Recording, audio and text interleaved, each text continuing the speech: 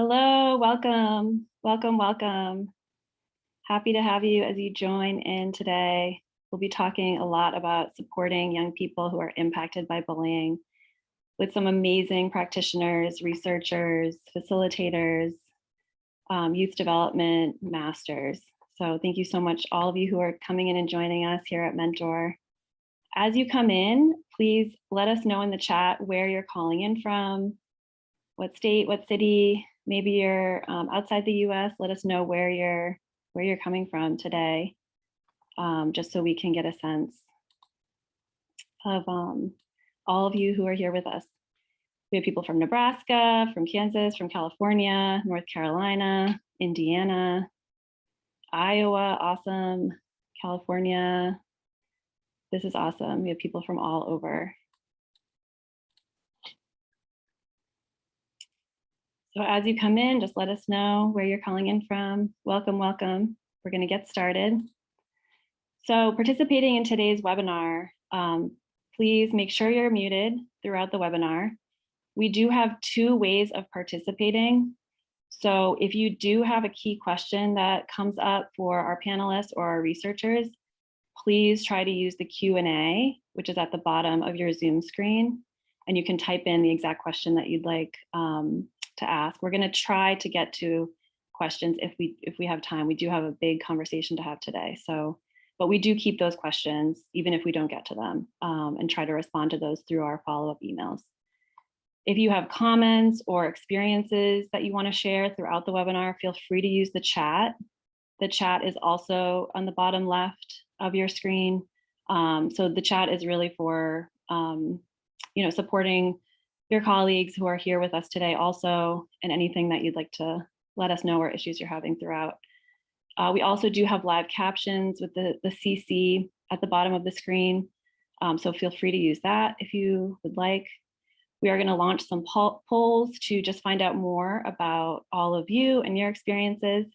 We want to make sure that we're kind of tailoring everything we talk about today to all of you. So yeah, just really engage with us through these methods. Within a week, you will receive a PDF of this whole presentation. So if you'd like to share it with colleagues, feel free. And we'll also be posting this on our website, the NMRC, which I'll talk a little bit more about in a minute. We have a tight agenda today. We have a lot we want to cover. We're going to have two incredible researchers give us a really good overview about bullying, and get a lot of insights into all the background of bullying. We're going to then have an in-depth conversation with experts and mentoring programs about this subject, and we will try to get to your questions. Again, we do have a long conversation we want to have, but we will try to get to your questions. So the NMRC is a project that's funded through OJJDP, which is the Office of Juvenile Justice and Delinquency Prevention, the Office of Justice Programs, and the US Department of Justice. And the National Mentoring Resource Center, this is something that is run through Mentor right now. It is a website. We have a ton of free resources for mentoring programs, mentors. On that website, we have a blog where mentoring programs share a lot of personal stories. And we post really detailed evidence reviews, articles, resources, and research about mentoring in all different types of topics. So feel free to check that out. It's nationalmentoringresourcecenter.com. And we have a research board that is constantly updating that information and adding to it. And we do offer technical assistance for free to mentoring programs across the country. So we'll let you know more about how to apply for that at the end of the webinar. So we want to know more about all of you. We're going to launch our first poll. And if you can just let us know, what is your role in mentoring? Are you a mentor yourself? Are you program staff? Are you a funder? Are you a mentee? Just let us know. It looks like we have, all right, awesome. Yeah, mentors, researchers. let us know your role in mentoring, and then we'll look at the results. It looks like we have about half of you who are program staff, and about 17% of you are mentors. Amazing. And then we have lots of other roles, which is great, 20% of you. And then some of you are just liking to learn more about mentoring in this topic specifically. Awesome. Okay. And our next question. So we just want to know if you are seeing that the young people you are working with are impacted by bullying currently, or are engaging in bullying behavior. Are you noticing this? You know, that your youth are impacted in either direction. So it looks like yes. From your responses, just let us know yes, no, or if you're not sure whether the young people that you're in closest contact with through your work are impacted by bullying. And we'll share out the results. So yeah, it looks like about 3/4 of you are certain that the young people you're working with are being impacted by bullying in some way right now. So we really hope that this conversation today is helpful and supportive, and we'll be sharing more resources beyond this as well. So we just have one more question to know more about where all of you are coming from today. How prepared are you all feeling to deal with bullying when it comes up for young people, whether they are being bullied or whether they are bullying others? Do you feel very prepared? Do you feel somewhat prepared? Do you feel not prepared at all? Or are you kind of not really sure where to begin on this topic right now? Just take a couple seconds to answer that question, and we'll look at the results. So it looks like a lot of you are feeling somewhat prepared. 68% of you are feeling somewhat prepared, and just a few of you are feeling very prepared. So we have a range. About 10% of you are not feeling very prepared at all to deal with this. So yeah, we have a lot of different experiences in the room for this webinar today. So thank you for that, because this is just going to help us with our conversation. So thank you for that participation. So I'd love to introduce our moderators. We have Tim Cavell, professor in the Department of Psychological Sciences at the University of Arkansas. And we have Chris Elledge, professor of psychology at the University of Tennessee. These two amazing researchers are going to share a lot of really valuable background information, research, and examples to get us started on this topic. And then we will launch into a conversation with our panelists. So I will hand it over to Chris. Thank you so much. Thank you, Martha. Welcome, everyone. I feel kind of honored and privileged to be able to be one of the moderators on a panel discussion of a topic I feel so passionate about.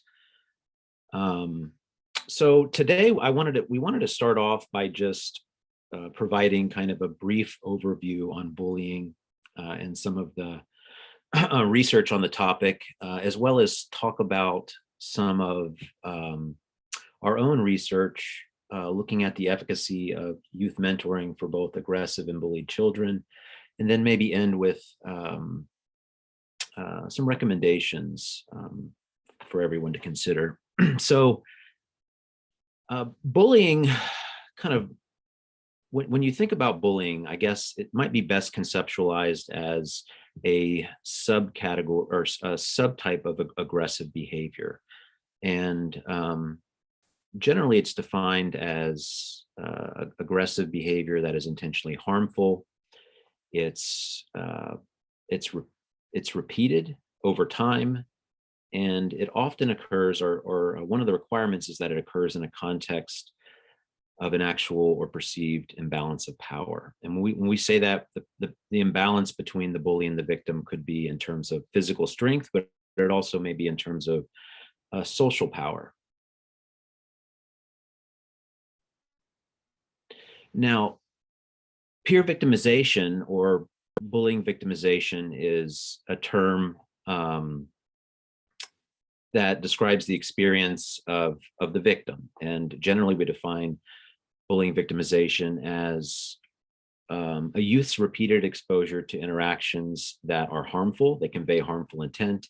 These interactions produce harmful effects, and they're often sanctioned by the peer group, in which bystanding is more normative than intervening. And I'll say, so for example, when you, if you talk to children about whether or not bullying is an acceptable behavior at school, almost all of them universally will say, no, this is a terrible thing. It should not be done. However, if you observe interactions on the playground or in the hallways or in the lunchrooms, you might see bullying behavior. And when you observe the behaviors of the broader peer group, you might notice a lot of children standing around and doing nothing. And so we see kind of this belief that children hold that bullying behavior is not acceptable, but their behaviors don't often align with those sorts of beliefs.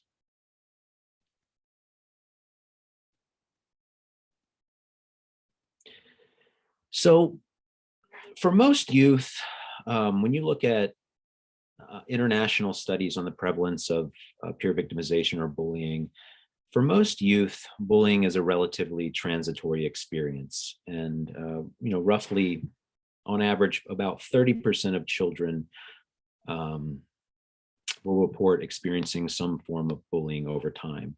But a much smaller percentage, for a much smaller percentage of youth, bullying is a much more chronic experience. And if you look across studies internationally, prevalence estimates vary between about 9 and 12%. So about 9 and 12% are experiencing chronic victimization. And for those children, there are greater risks associated with that sort of experience.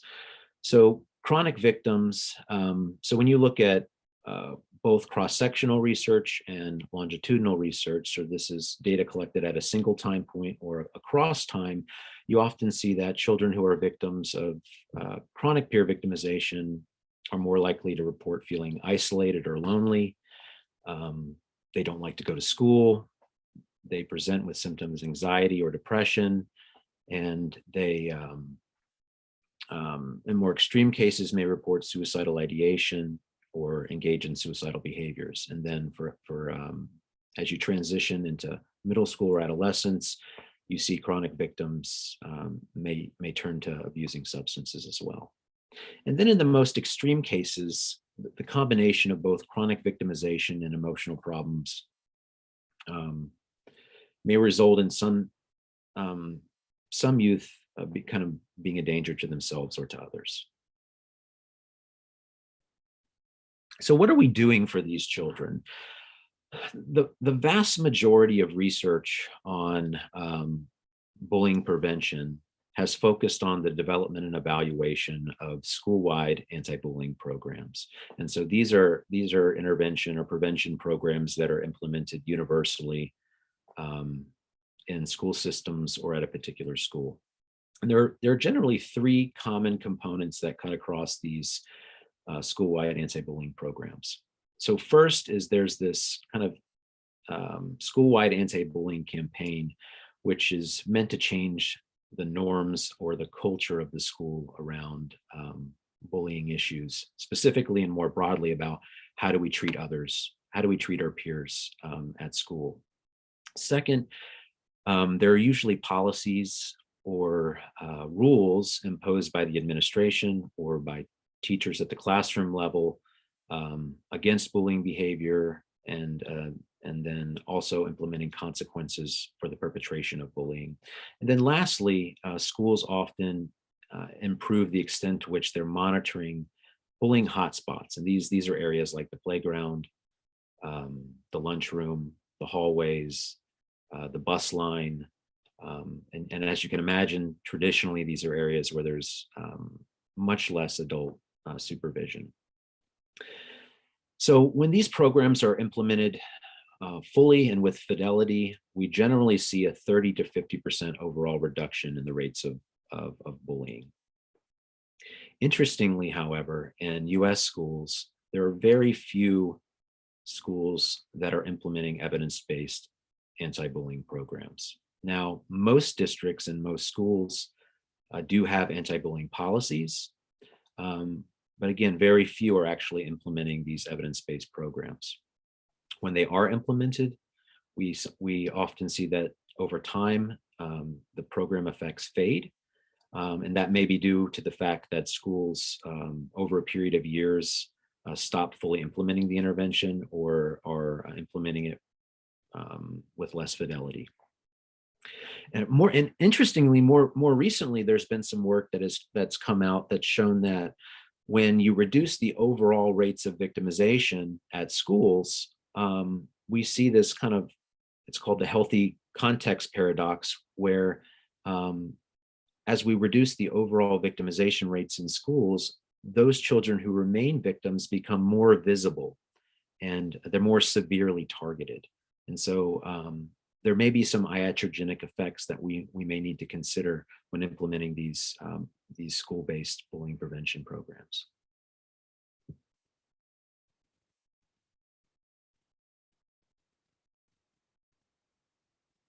And Tim, Tim is our other moderator for this discussion, and so I'll let Tim jump in here. He's going to talk a little bit about some of the peer-related factors that might maintain victimization.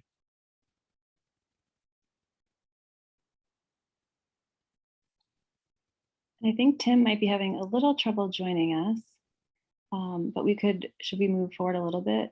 No, I can take over here, Tim. If you're not here, I'll just move us along. So interestingly, so as I mentioned in one of the first slides of this part of the presentation, when you observe children on the playgrounds or in large groups, you often see a norm of non-intervention. And so we have lots of good kids who are choosing to kind of disengage from episodes of bullying. They're not defending, they're not helping victims. And so I think so bullying is more than a dyadic process. Bullying is a collective action by the peer group. And so, if children if children are considered different or disliked and they're stigmatized, then it becomes it may be the case that peers are kind of reluctant to interact and engage with these disliked peers for fear that they may cause damage to their own social reputation. And these peers kind of buy into this shared story about the victimized youth, that they're disliked, that there's something different about them, that and so they buy into this shared narrative. And these kind of established anti-bullying norms don't extend to these social misfits. So kids have these general idea children generally believe that bullying is not an acceptable behavior, but those ideas don't extend to these children who are considered social misfits. Thus, it frees up kind of good kids to engage in behaviors that they might not otherwise engage in without this moral cost.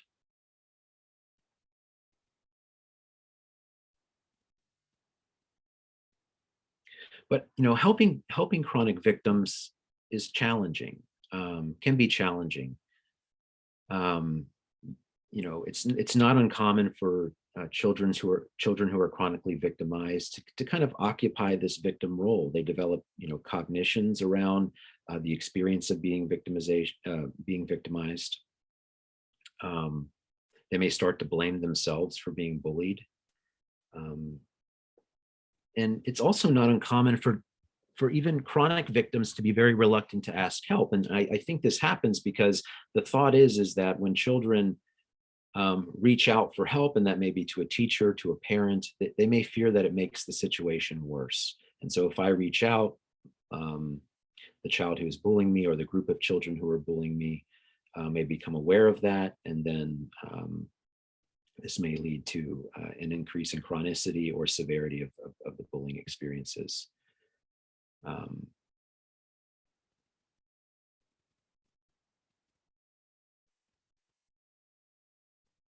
So this is kind of I think this illustrates one of the challenges we face when helping chronically victimized children. And so this is taken from a scene from the movie Bully. So the mother says, "Friends are supposed to make you feel good. Your only connection to these kids is that they like to pound on you." And the son says, "If you say these people aren't my friends, then what friends do I have?"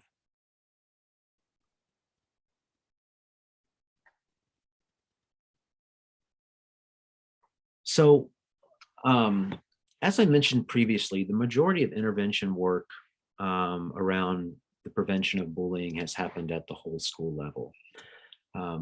Tim Cavell, who I'm not sure if he's joined us now or not, but Tim Cavell and I and several of his graduate students have kind of taken an interest in whether school-based mentoring might be of value to children who are either engaging in the perpetration of bullying or for children who are victims of bullying at school.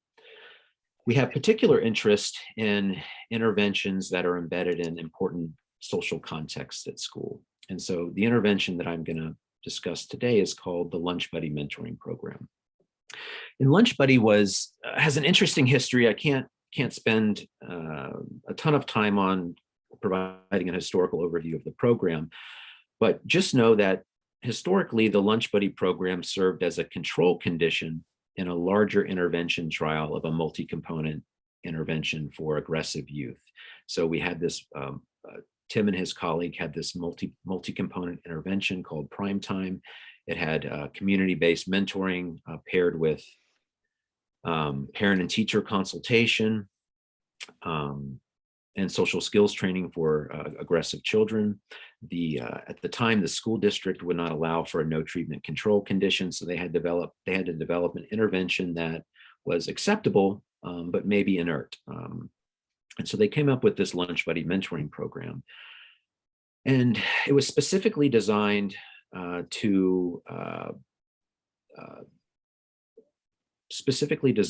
a way to dilute the active ingredients of the mentoring intervention. So mentoring relationships, it was a 3-semester mentoring program. They swapped out mentors every semester to prevent the relationships from growing in strength over time and in quality. They were embedded in a noisy lunchroom to prevent kind of these relationships, again, from growing in strength or quality. The mentoring was brief. It was 30 minutes twice a week.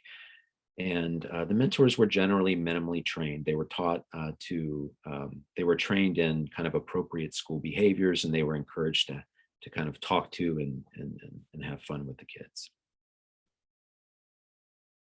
And surprisingly, this Lunch Buddy program outperformed this very expensive multi-component intervention. So the aggressive youth who were participating in the Lunch Buddy program relative to the primetime intervention were rated by teachers as lower in aggressive behaviors. Teachers rated them as higher in behavioral and scholastic competence. And children were reporting a greater sense of school belonging and engagement. So something was going on here. We have this really light touch kind of intervention outperforming this multi-component intervention. And so from here, we started to consider what might be going on here that might benefit both aggressive and bullied children. We just wanted to take a second to welcome Tim Cavell. Thank you so much for joining us as a moderator. Tim is here with us from University of Arkansas, and we'll continue from here. Thanks, Martha. So I want to I want to talk about some pilot data we collected for on the Lunch Buddy mentoring program for both aggressive and bullied children. And so after this initial trial of the Lunch Buddy program, Tim and his colleagues and myself started to kind of speculate, why might this intervention be useful for kids that are aggressive or chronically bullied? And one thought is that we're embedding these college students in an important social context, and these college students, when they go in to mentor these youth, are honestly like rock stars. And so the thought is it may be improving the social reputations of both children who are aggressive and children who are chronically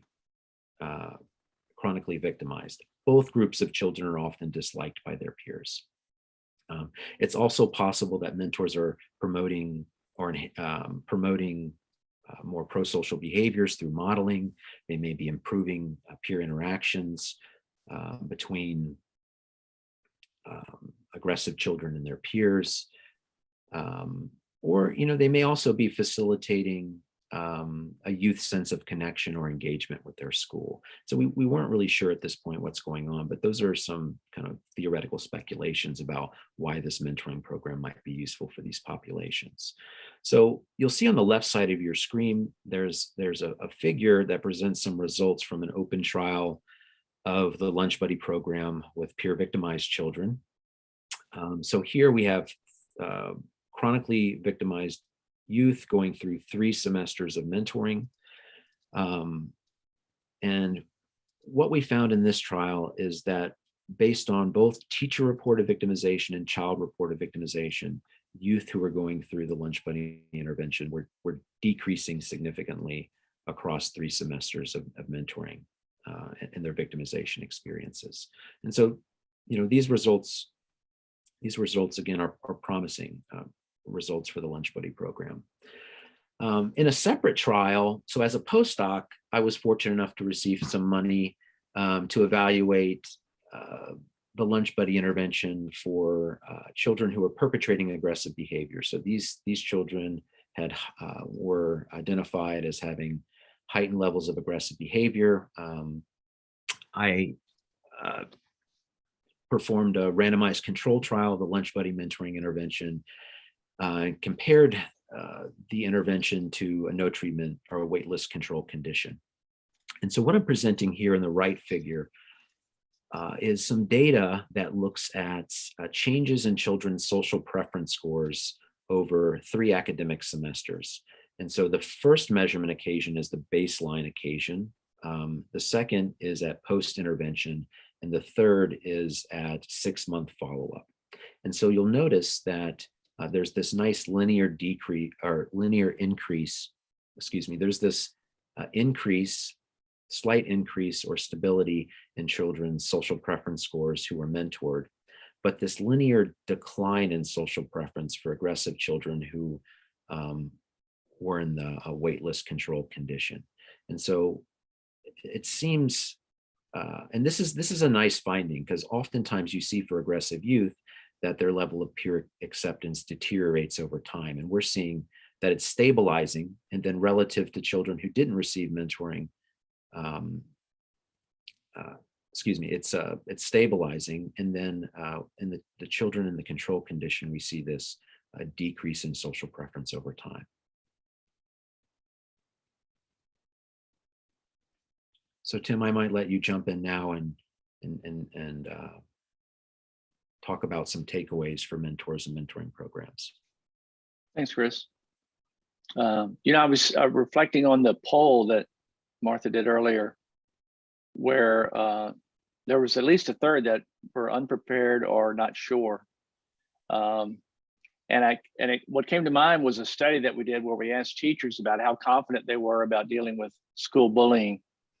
And one of the things we found was that the teachers that were the most confident had classrooms where there was a fair amount of bullying going on. And so I think oftentimes we can overestimate our ability to manage this very difficult situation. I think it's more challenging than at first blush, which is why I think it's really critical to recognize that a simple model of bullying as, you know, one or two bad actors doesn't really fit. And that you want to, you know, if you want to explain why we have trouble addressing this problem, it's because the rules against bullying tend not to apply when it involves someone who's not a part of our group. Okay. And so the first order of business in being in bullying someone is to get them booted out of the group, social exclusion. And that's done through things like name calling, labeling, stigmatizing, starting rumors about them, you know, speaking ill of them. And so what happens is a socially constructed story, if you will, about this person that makes it very hard to refute. And so when you go to combat the bullying, it's not a single person. There's a collective action that's happening, and it's very difficult to counter that. And so, and then if you add on top of that, the child who's, or youth who's starting to fall into the role of victim, blame themselves for what's happening, have a fixed mindset about it ever, you know, in changing, then you've got a really wicked combination of things. And in terms of protective factors, the critical is social inclusion. You have to find ways to change the narrative, the social narrative about a child that's being excluded. And I think that's sort of what happened with lunch buddy mentoring. We tried to water down the relationship by putting the mentors at the lunch table, but the mentors at the lunch table helped change the narrative about those kids. And so embedding a mentor in a peer ecology, I think turned out to be serendipitously really important.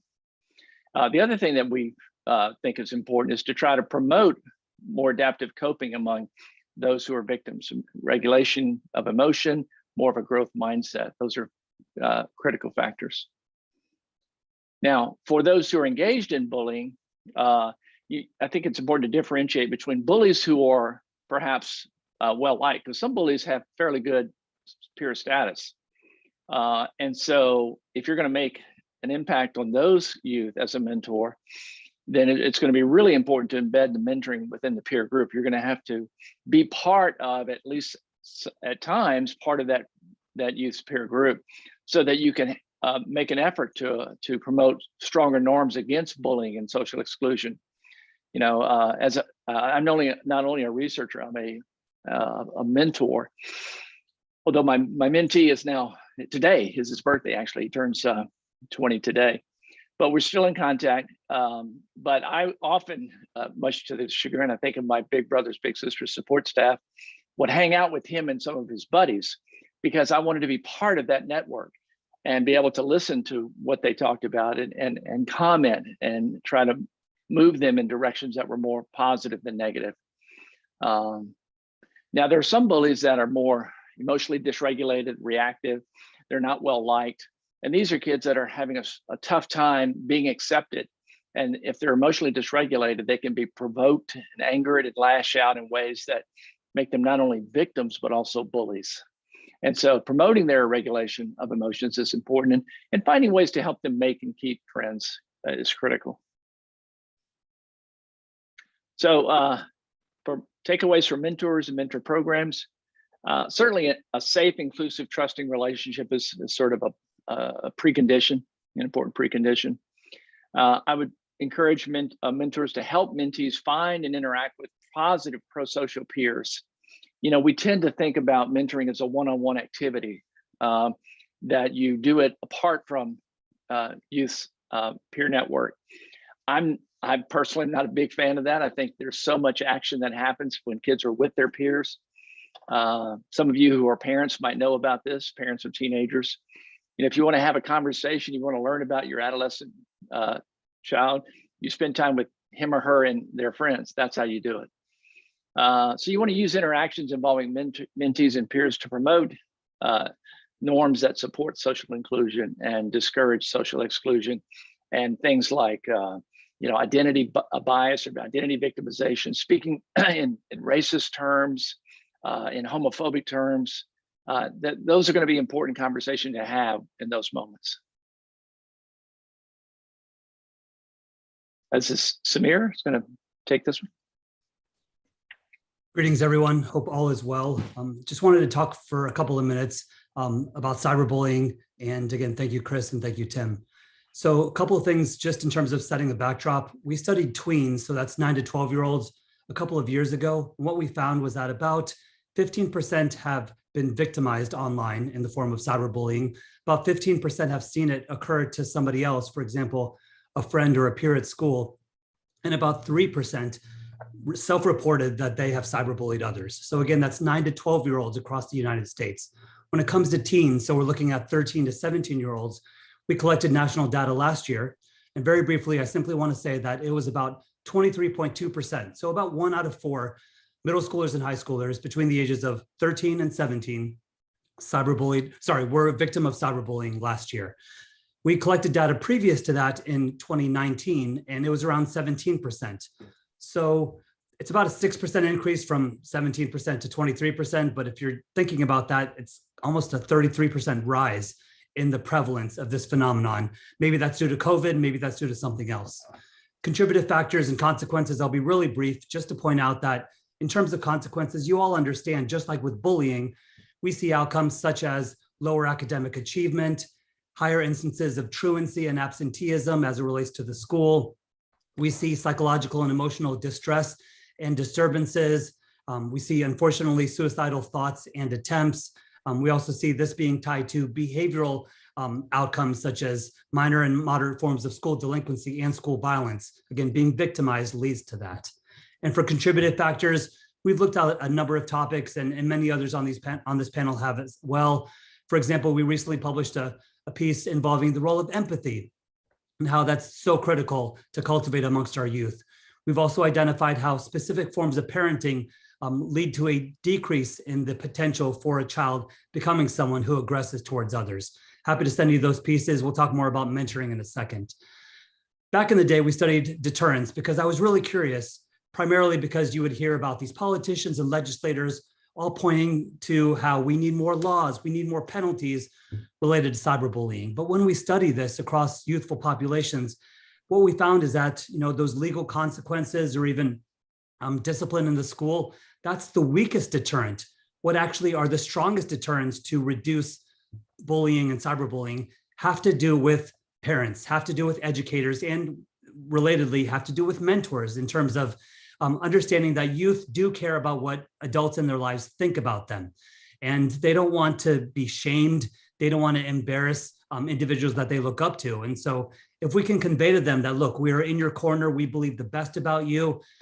We know that it's difficult to navigate the travails of adolescence, but we trust that you can rise up to this high standard involving mature interactions, involving being able to deal with conflict in a healthy manner instead of freaking off and flying off the handle, then I think that goes a long way. So related to these protective factors, before I turn it back over to our team, I want to continue to emphasize the importance of building these climates in whatever capacity you work in, whether it's an after-school program, whether it's in school or whether it's on the weekends, you're a coach, you have some other platform with youth. Continue to build a climate where youth know that they can talk to you about whatever it is that they're dealing with. We've heard that they're hesitant because they're afraid that we're going to freak out on them or make the problem worse or set them up for retaliation. But if you can just convey to them that you are available and do so in a non-judgmental fashion, not just with your words, but also with your tone and with your body language, then I think over time, youth will open up to you. I feel that they're surveying the landscape, looking for adults in their lives that they can open up to, that they can ask hard questions about what they're dealing with involving peer aggression, involving other forms of social difficulties. You have to identify yourself as that person that they can go to.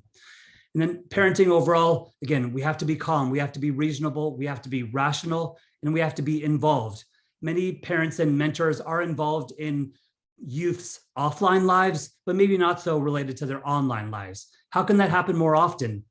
Perhaps I can suggest to you various sorts of tools and techniques, whether it's scripts to have a conversation with youth, whether it's questions you should ask, whether it's would you rather flashcards, that game that we play, that one of my colleagues, Dr. Kristen Matheson, has created involving digital citizenship and being able to, again, broach the conversation in a relatable way with our youth so that then they consequently, again, open up to you. And then resilience building, that's always going to matter. It's quick and easy for us to sort of swoop in when we have a youth under our care that has been victimized. And I think that is warranted without a doubt in many cases. But also, since many forms of bullying and cyberbullying are mild, perhaps we should just sort of see what they can do, how they can negotiate this tension. If they struggle, of course, we will swoop in and help them, but they need to develop various sorts of social and relational skills and a toolbox of sorts to deal with that conflict, because without a doubt, they're going to face conflict as they move on into adulthood. And then finally, very last point, and I thank you for your time. Happy to follow up with any of you, as the rest of my team would offer that to you as well. SEL skills in the form of regulating emotions, self-control, being able to manage anger, being able to deal with conflict in healthy ways. We have to continue to focus in on that. And whenever there's the opportunity, whenever there's a teachable moment in a one-on-one conversation or in a group setting, our hope is that mentors seize that opportunity in order to convey these points.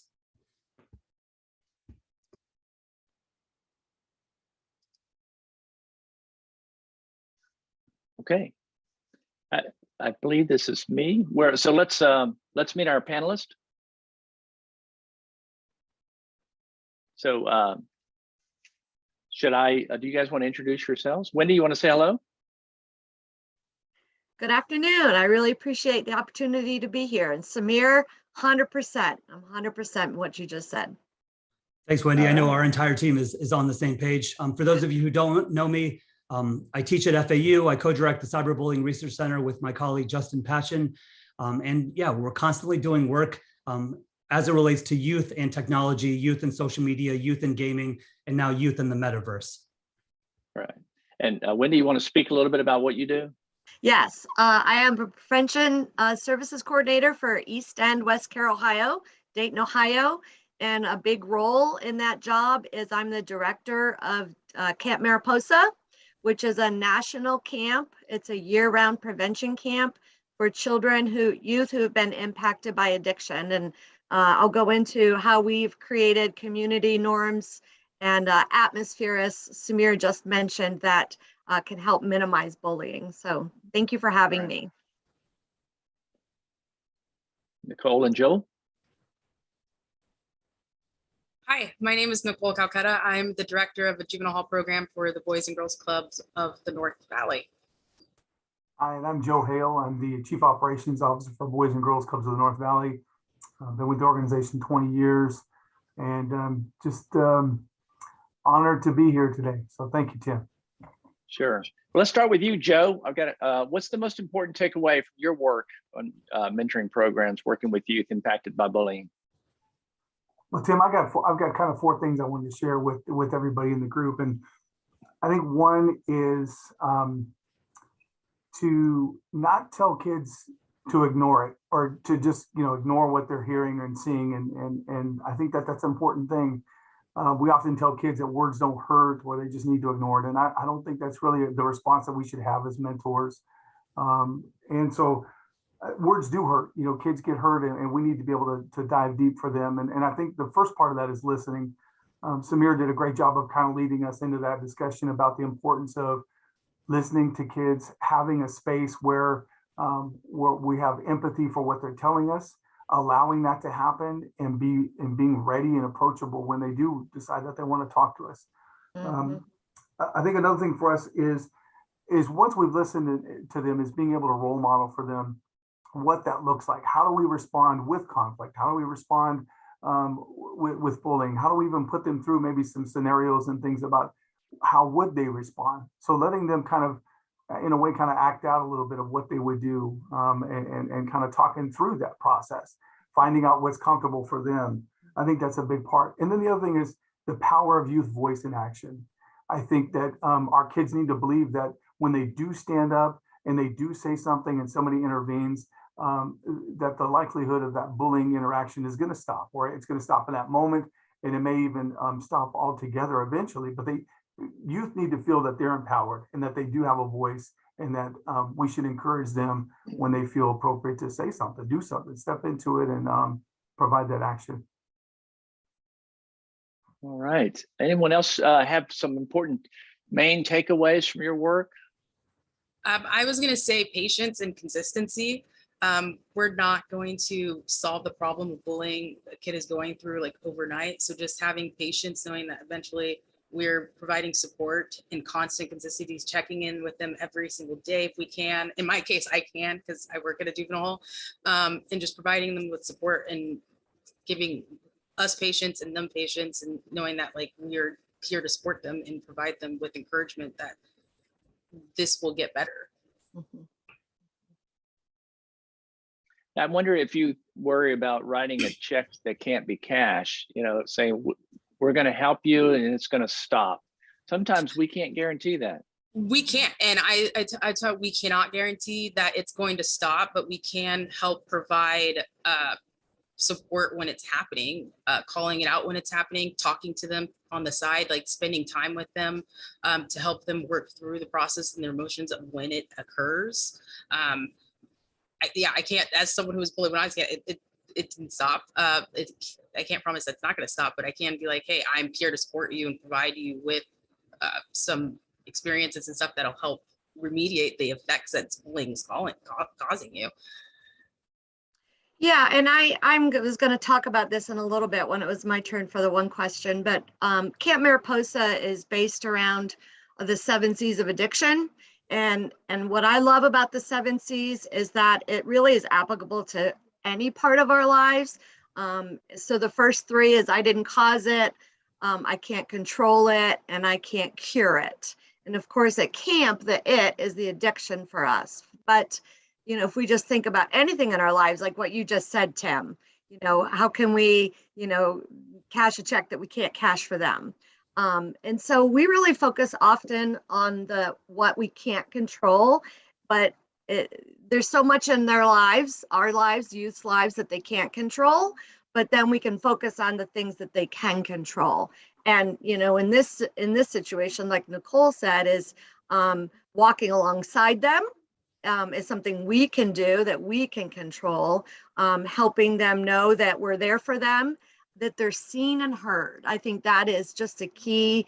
It's a key to everything we do at camp. And I know for mentors all across the country, we can't fix it for them, but we can be sure that we help give them the tools that they need to help their situations.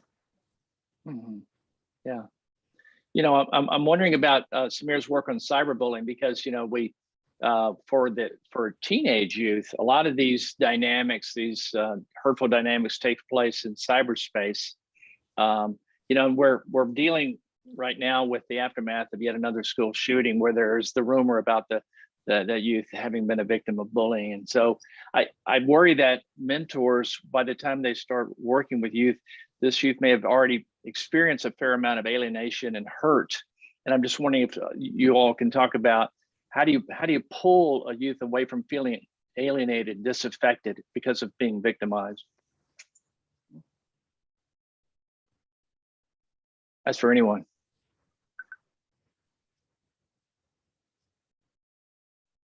I would just say it takes one relationship. It takes one conversation to convey that you meaningfully care about somebody else.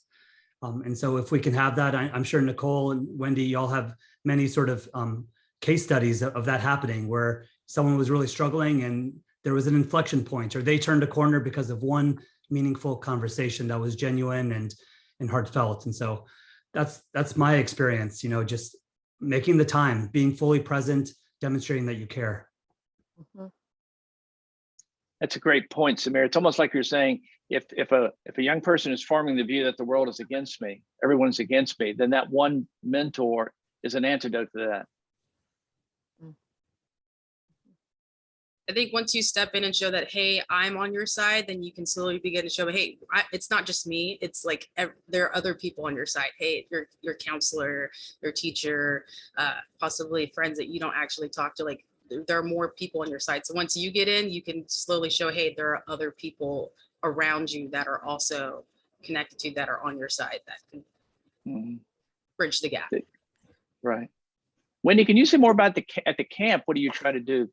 Yeah, I was going to say that it just goes along. Thank you so much, Tim.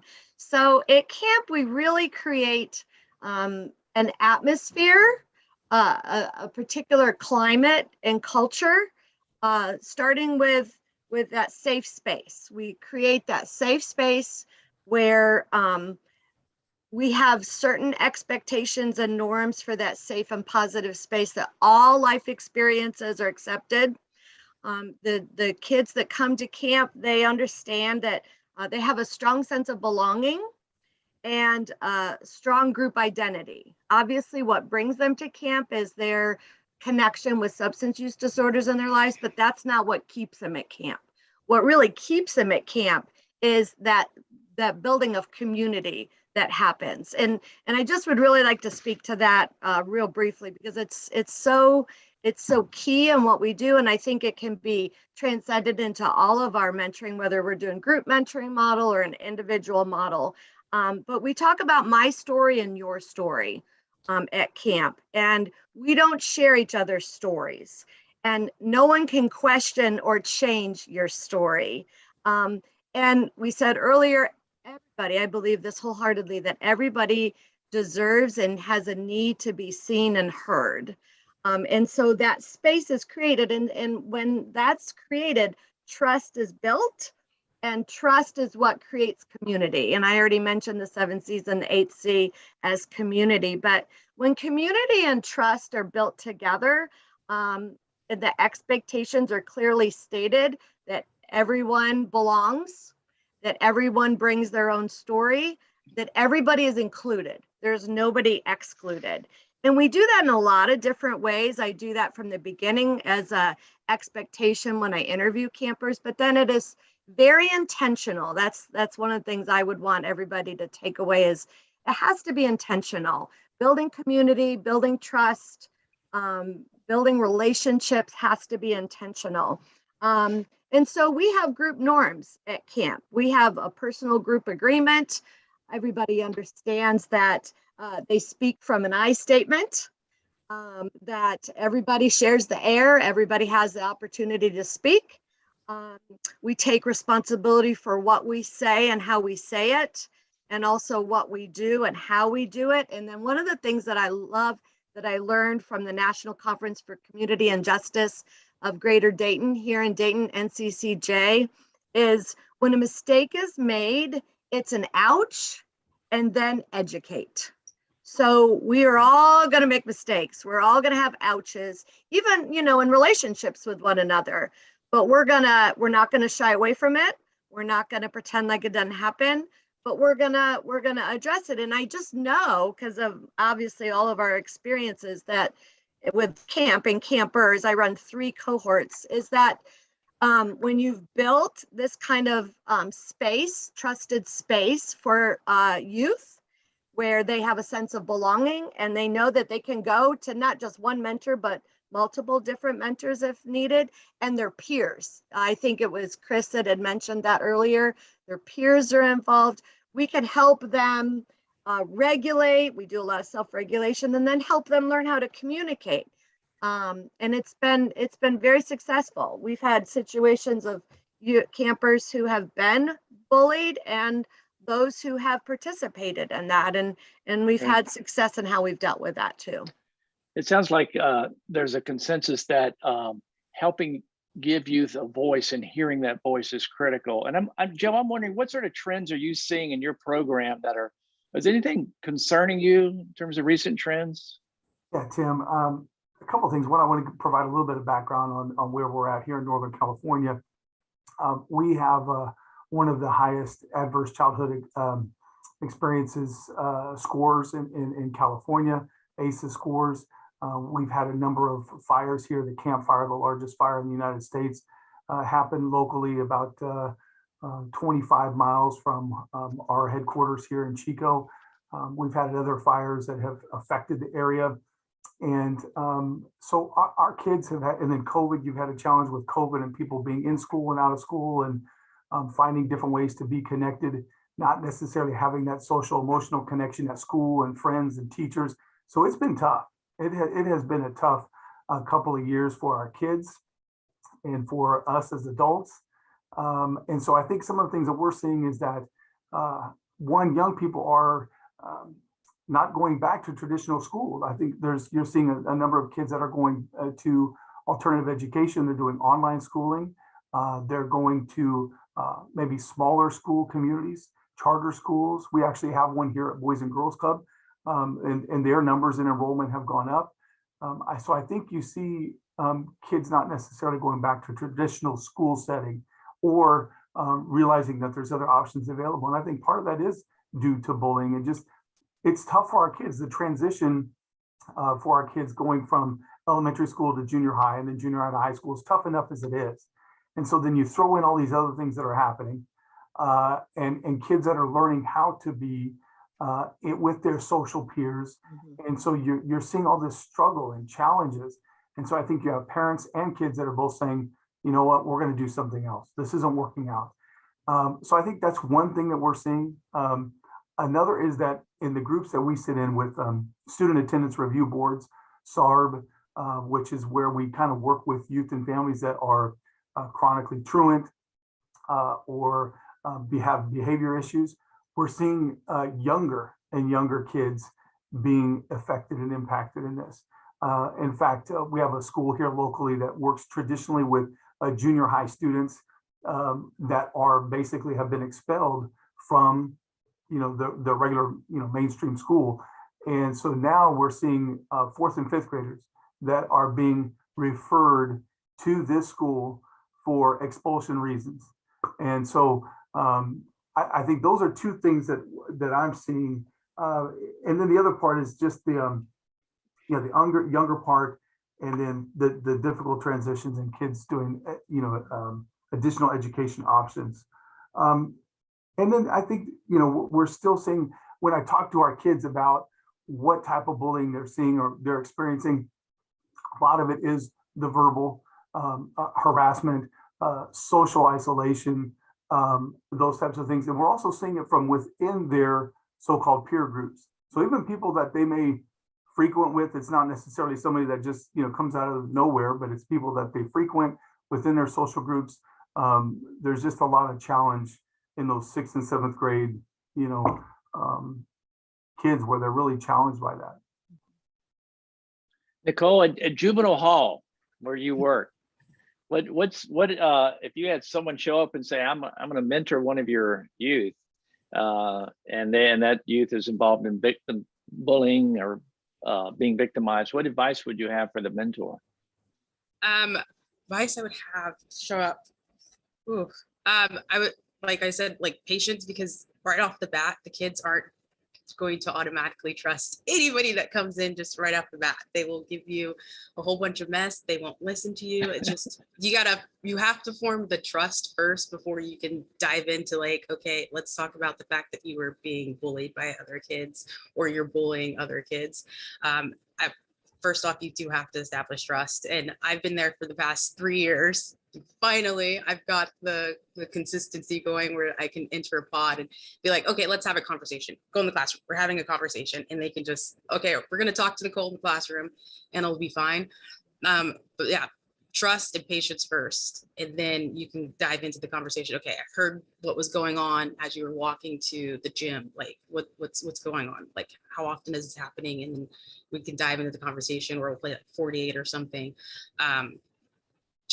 Establishing trust, and then you can work your way into having the hard conversations that they don't really want to talk about with staff or the therapist. Right. So Samir, I got a question for you. You talked about parenting and bullying. So what sort of parenting approach seems to be best at responding to a young person involved in cyberbullying? But any comments about what advice for parents? I know this is about mentoring, but yeah, so with regard to parenting styles, the ones that have been shown in the research to really help raise decent human beings are absolutely applicable if we want to reduce bullying and cyberbullying and other problematic behaviors. We definitely want parents and guardians to demonstrate warmth and care. We also want them to provide a structured environment instead of a chaotic environment. That, of course, involves rules and expectations and beliefs in the maturity of your child.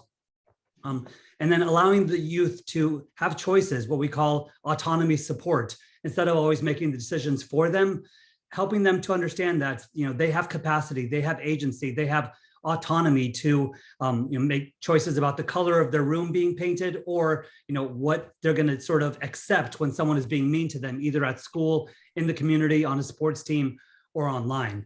And then overall, with regard to parents and guardians, I would say that many of them they're nervous about the technology aspect of it because they haven't necessarily grown up with these apps and games. But I really would want them to just take a step back and understand that, again, let's focus on these root issues, which we know are essential to raising kids who are going to turn out to be awesome adults. And again, that relates to empathy, that relates to resilience, that relates to having a moral compass, which can shape their decision making. It also relates to where their identity is coming from. If it's coming from peer perceptions, then they're unfortunately going to be at the whim of what everyone says at school or on the social media app or in a chat.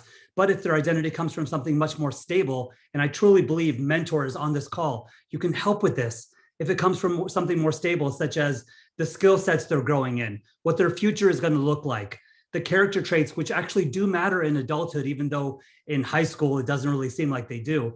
Well, if you can keep reminding them of that, they'll get their identity from that. And then again, they won't be so susceptible to being on an emotional roller coaster when it comes to what youth are posting or saying or mentioning about them.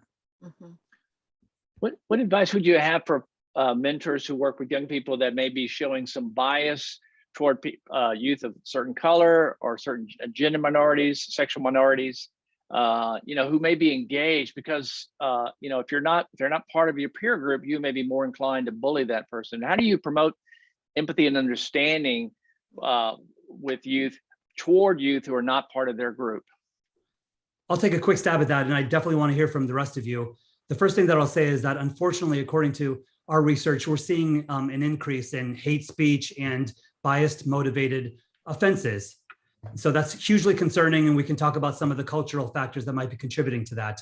But what I would say is that, what are we doing specifically in order to get youth to understand that they have more in common with people who seem to be different than they do that is different? We have more in common because we're human, because we deal with the same sort of struggles. How are we sharing vulnerabilities? As Brene Brown talks about, vulnerabilities are what actually bring us together. But if we're all posing and posturing and pretending that we've got it all figured out, then that's not going to happen. So additionally, what are some ways that we can place our students in environments where their hearts will be softened or even broken to some degree, because they realize that, wow, this population or this community doesn't have what I have. I'm super fortunate. Or, hey, maybe I need to reach out for this person who doesn't seem to have a voice. I have a voice. They're clearly being attacked or harassed. I can speak up for them. Again, we want our youth hearts to be soft. And again, even broken in some capacity. I think that we might want to protect them from that, but that's so essential for character development. Others want to comment on that?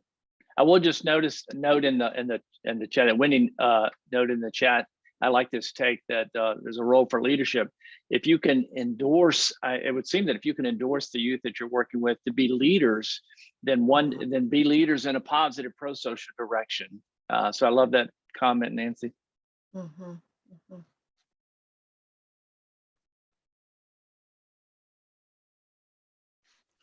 So I mentioned earlier that one of our group norms came from NCCJ, that ouch and then educate.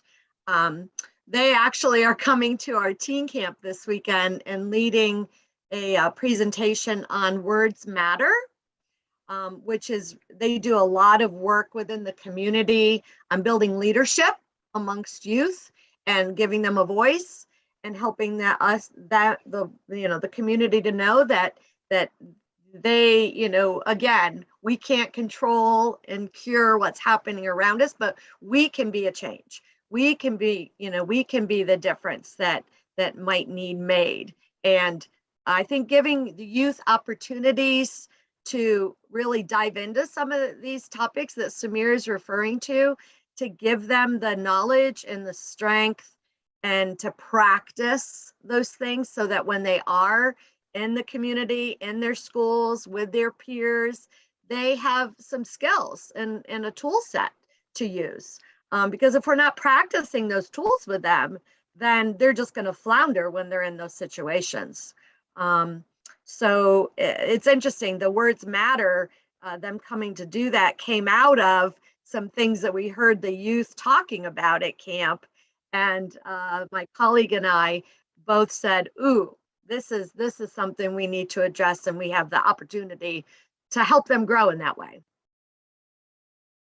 So Martha, I wonder if we should do some Q&A at this point. Thanks, Tim. Yeah, I was trying to look in the chat for some questions. I know there's been some that have come up. One, I know we wanted to hear about any other resources or recommendations for resources beyond this conversation that any of the panelists might want to recommend to everyone who's in the room right now. Resources for parents? Resources for mentoring programs, mentors, program staff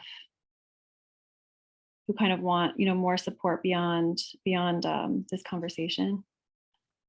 Well, they can certainly, like Samir offered, they can certainly contact myself or Chris if they want to learn more about our particular way of helping doing school-based mentoring for kids who are being bullied.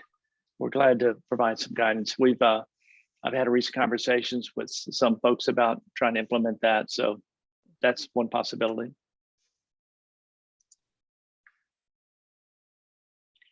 And we can also gather some more resources and send those out as well through our email to all of you who have attended with the PowerPoint slides from this.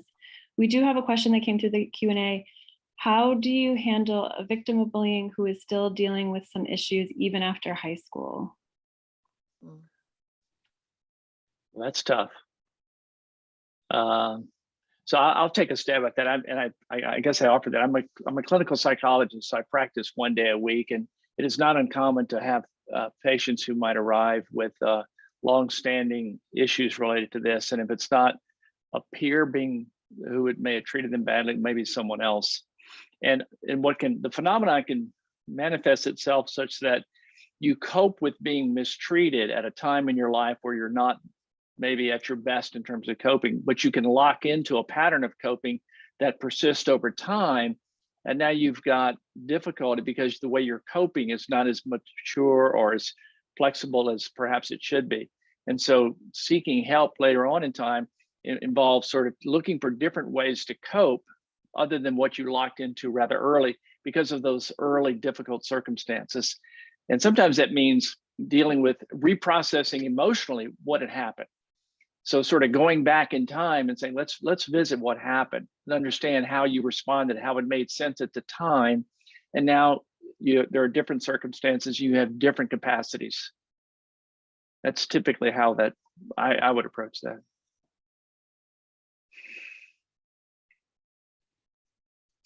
Thank you so much, Tim. And one more that came through from our audience. How can we as youth help the people around us who deal with bullying? Great question. I'm gonna let the panelists respond to that. Well, I'll jump in on that first. How we as youth, I love that you're a youth participating in this. For me, it goes back to some of the basics at the beginning that everybody has the need to be seen and heard. And so I think making yourself available and using good listening skills with anybody that might be struggling. I think it's also important to notice if you see some behaviors changing. And that's one thing that we've keyed in on at camp is that when you notice somebody's not doing what they normally do, or actually maybe acting out in a way that they aren't normally acting out. A lot of times that can, show signs of, of depression or anxiety, or, a mental health issue, but it also could be, a sign of bullying, and just saying, hey, I just want to check in. I wonder how you are. Making space for them, like including them and making space for them in what you're doing. Or your group that they're with. I think those things, because everybody has a need for belonging. And I think if you can provide that, that would be a good start.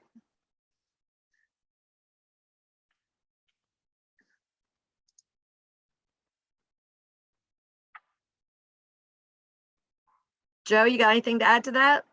Yeah, I do. I was seeing it. I think Samir had something in the chat. Was that you, Samir, that added something? You want to go ahead and elaborate on that a little bit? Yeah, I was just responding to Haley. She was just talking about how any recommendations on how to work with schools who are not actively taking steps to address bullying situations and support those who are being bullied. And I just responded, y'all can see it in the chat, but to summarize briefly, the school absolutely, has a responsibility to step in if there's a nexus to the school environment or if the rights of the student are being infringed upon. And so I hope that, you're able to talk to the right people in order to make progress in that area. They absolutely need to make sure that students do feel safe. And not just that, but moving forward, the student body needs to understand that, there's certain behavioral standards and attitudinal standards that we uphold related to our mission statement, related to the culture that we're trying to build. How is the school getting everyone on board? How are they preventing instances of bullying and cyberbullying from happening down the road? There must be intentional steps taken. I understand that everyone is overwhelmed and they've got to deal with lesson plans and preparing for standardized tests, et cetera. But this is a priority area. And I would get others involved if you're not making headway with your school. Has anyone come across, oh, sorry, Chris, I just want to ask, if anyone knows of any information, research about how changing schools can benefit those youth who are bullied, I'd love to learn about that, because I think that is a common last resource for parents. And I think it can be beneficial, but we don't have any systematic research on it. So if anyone knows anything about that, let me know. Sorry, Chris. Well, I was just going to make a comment. I think Haley's question is a good one. I know that we work with about 10 schools in our area, and it's not uncommon for me to hear from principals or administrators at local schools that bullying isn't really an issue in our school. And then we'll go in and do assessments and find out that 20 to 30% of the kids are reporting being bullied, at a frequency of greater than 3 times a month or 4 times a month. And so they're often not, there's a disconnect between what the students' experiences are and what the administration knows about. And so I think sometimes assessment can be useful. So, we've partnered with schools and provided them with some data that says, well, and we've assessed it through multiple reports. And so, there's a disconnect between what teachers are seeing and what administrators are seeing and what students themselves are seeing. And I think we talk about why that's the case, and then, kind of review their policies and procedures around bullying practices and how we can maybe, obviously provide them with some praise for the things they're doing well, and then provide them with some advice on what they might be able to do differently. But yeah, it's a real challenge. And then clearly what Samir's suggestion is really appropriate. Most school districts have policy statements around bullying. And so schools are supposed to adhere to those policies. And if they're not, that's a real problem. And so, I think you can take it up with the district office for schools that are just completely resistant to addressing it. Well, thank you so much, Chris, Tim, Wendy, Joe, Nicole, Samir. Thank you, all of you in the audience, for joining us today. It feels like this conversation could go on. We could have an amazing conversation for so long beyond this.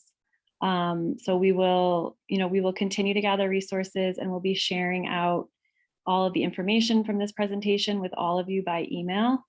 All of the panelists have shared their contact information. So if any of you would like to reach out to Wendy, Joe, Nicole, Samir, Tim, or Chris, you will receive their contact information with the email after this webinar. And thank you so much for joining us today. Thank you, Martha.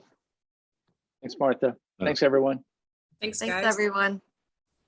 Bye now.